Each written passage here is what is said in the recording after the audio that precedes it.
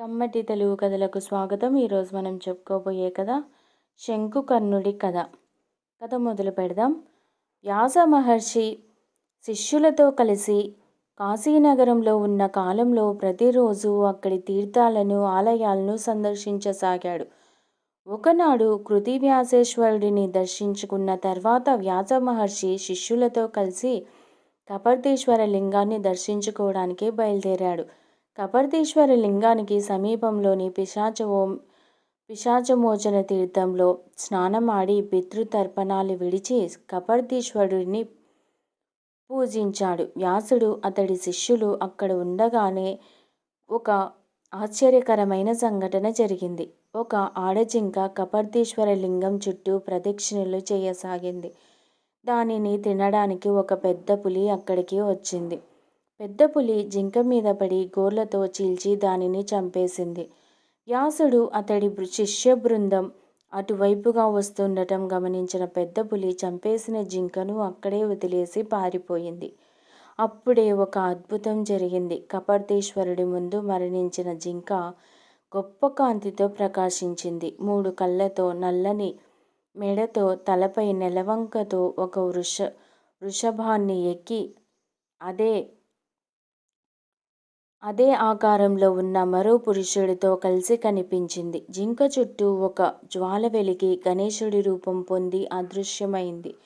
వ్యాసుడి శిష్యులు ఈ పరిణామానికి విభ్రాంతులయ్యారు. మహర్షి, ఏమిటి అద్భుతం? దీనికి కారణమేమిటి అని అడిగారు. ఇదంతా కపర్దీశ్వరుడి మహత్యం. కపర్దీశ్వర లింగం మహామహిమాన్వితమైనది.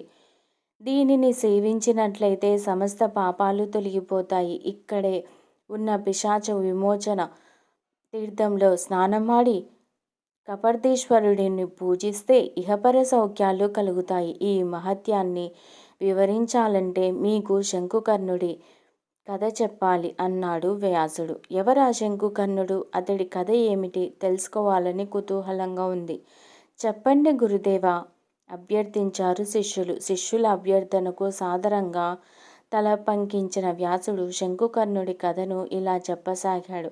ఈ కపర్దీశ్వర క్షేత్రంలోనే లోగడ శంకుకర్ణుడనే మహాముని ఉండేవాడు. ఆయన నిరంతరం రుద్రమంత్రాలు జపిస్తూ కపర్దీశ్వరుడిని పూలు, పండ్లతో పూజిస్తూ ఉండేవాడు. జపతపాలతో యోగ సాధనలో గడిపేవాడు.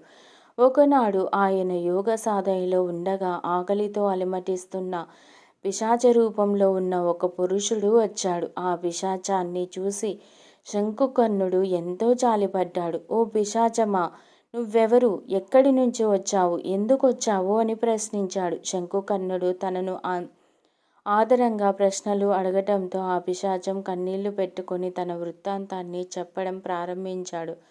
మునీశ్వర, గత జన్మలో నేను సంపన్న బ్రాహ్మణుణ్ణి.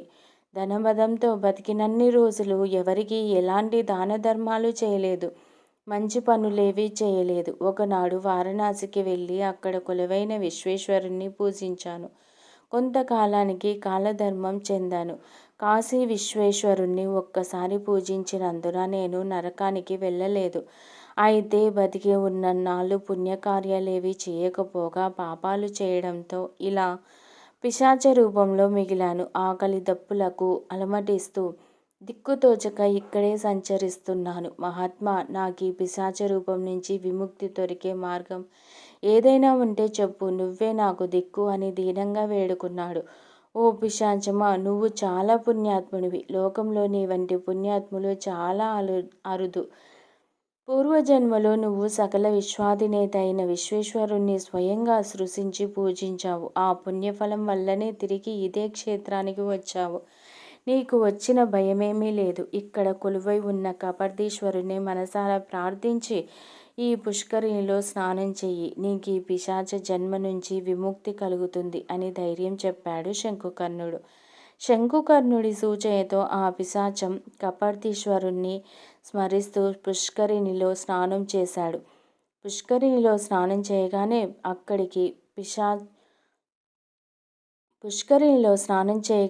అక్కడికి అతడి పిశాచ రూపం పోయి గొప్ప తేజస్సుతో దివ్య రూపం వచ్చింది. తనకు పిశాచ రూపం నుంచి విమోచన కలిగించిన శంకుకర్ణుడి ముందు మోకరిల్లి నమస్కరించాడు. వెంటనే దేవతలు పంపిన దివ్య విమానమెక్కి దివ్య లోకాలకు వెళ్ళిపోయాడు. ఆ అభాగ్యుడికి పిశాచ రూపం పోయినందుకు శంకుకర్ణుడు ఎంతో సంతోషించాడు. ఇదంతా కపర్దీశ్వరుడి మహిమేనని తలచి కపర్దీశ్వరుణ్ణి స్తుతించాడు. తర్వాత ఓంకారాన్ని ఉచ్చరిస్తూ అలాగే నేల కొరిగిపోయాడు. ప్రాణాలు కోల్పోయిన శంకుకర్ణుడి జీవాత్మ కపర్దీశ్వర లింగంలో ఐక్యమైపోయింది.